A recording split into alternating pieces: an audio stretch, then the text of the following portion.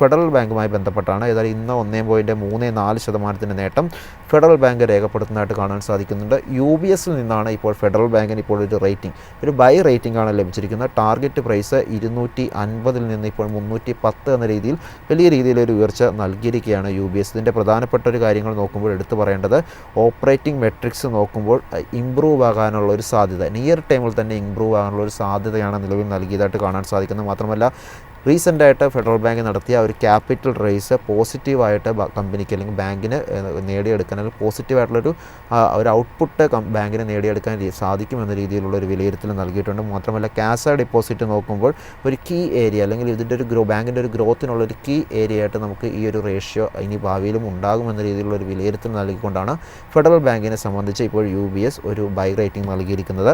നമുക്ക് ഓഹരിയുടെ ട്രേഡിംഗ് നോക്കുമ്പോൾ കൃത്യമായി കാണാൻ സാധിക്കുന്ന, കഴിഞ്ഞ ഒരു 2 മാസമായി കൃത്യമായി ഒരു ബുള്ളിഷ് ട്രെൻഡിലാണ് ഓഹരി ട്രേഡിംഗ് തുടരുന്നതായിട്ട് കാണുന്നത്.